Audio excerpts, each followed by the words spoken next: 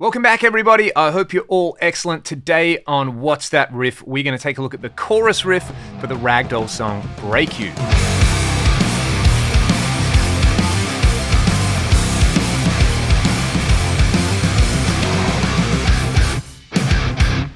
Break You was on our 2013 5-track EP called All I Want Is Everything. In 2012, we put out an EP called Here Today, and we landed a spot on a major American rock festival. So we went over there, played the festival, did some touring, had some pretty crazy experiences, came straight back and got into writing another EP with the intent to go straight back over to the States and basically keep our nose to the grindstone. And Break You was very much inspired by just the sort of people you meet when you're touring. Lots and lots of our favorite wild stories got cooked into this song. I mentioned this song in the video that I did, How Not to Play Lay It Down by Rat, and that video was pretty popular and a bunch of people went and checked out the song, so I've decided to break this one down.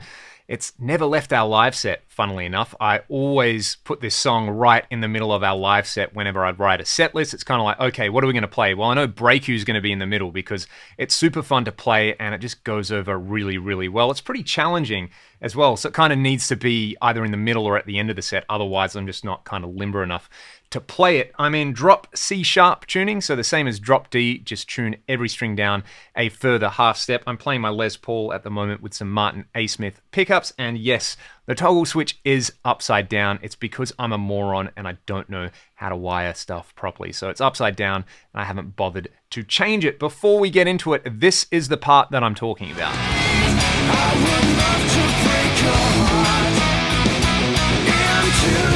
I'd do anything to be the one to get you. I would love to break your heart in two. I would love to break you. I would love to break you.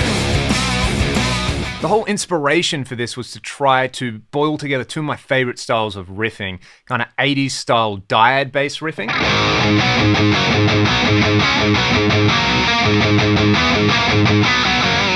You know, all the good stuff like Ozzy with J.K. Lee, Rat, Dokken, Winger, all those kind of bands used so many of these awesome dyads, and then kind of just drop tuning grunge stuff. Like I was listening to a lot of Alice in Chains and a lot of Soundgarden at the time.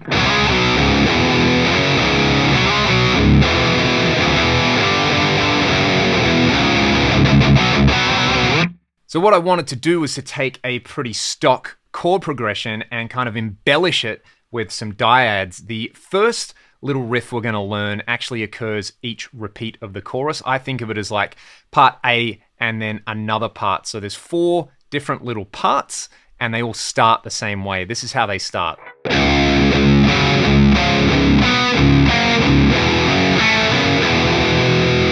So if you practice that, you've already learnt half of this entire part. What's happening, I've got some dyads and I'm playing with my middle 2 fingers on the 5th fret of the 5th and 4th string, and then I'm dropping the 4th string note down to the 4th fret. So there's sort of...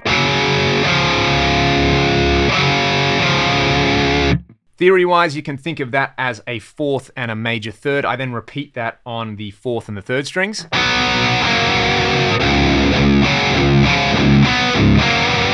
And there's these kind of chugged, palm muted low notes in there in between. And then I play this kind of very grunge inspired thing where I'm just hammering from the 3rd fret a power chord on the low 3 strings to the 5th fret. And then I get an 80s inspired dyad right here on the 3rd fret of the middle 2 strings.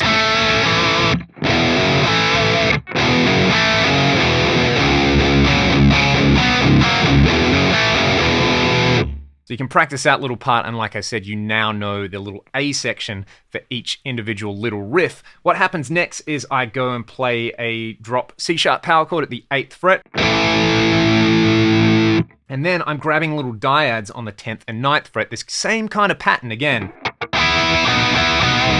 But I'm alternating between those notes and that low 8th fret.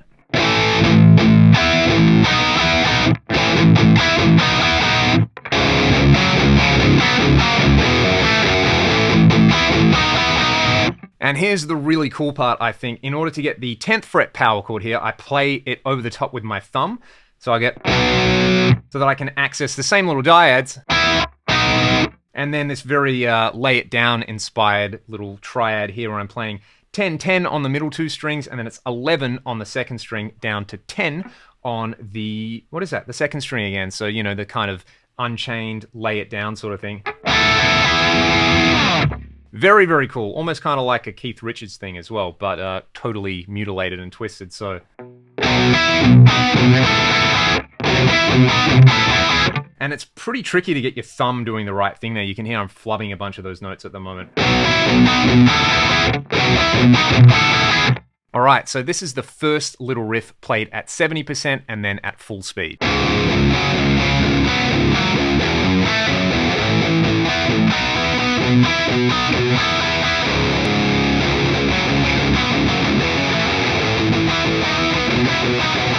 The next section begins the same way, but the little B section to it is basically just the 10th fret and the 5th fret played like this.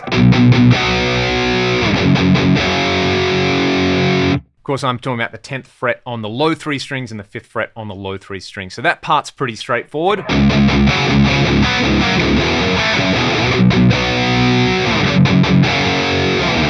I like to slide off that last chord just to give it a bit of attitude. This is what it sounds like at 70% and then at full speed.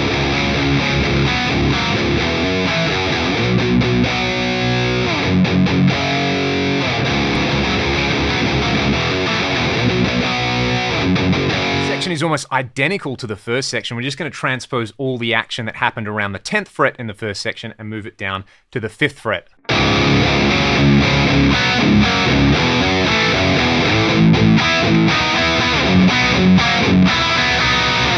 Sounds like this at 70%, then full speed.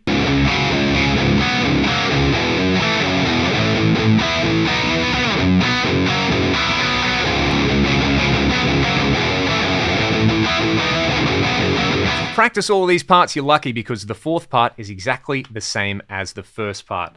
And then if you followed along, the first part is exactly the same as the fourth part. Just to refresh your memory.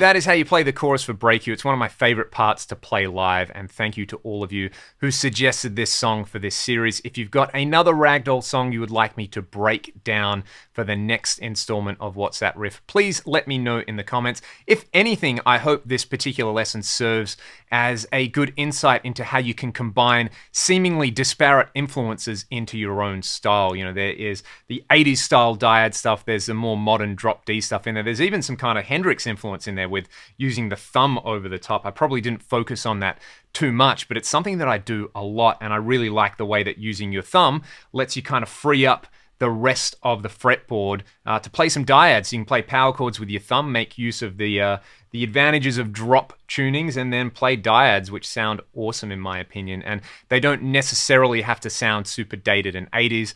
They can sound just slightly dated and a little bit 80s in there. So thank you guys for checking out the video. I really hope you enjoyed it. I will see you next time.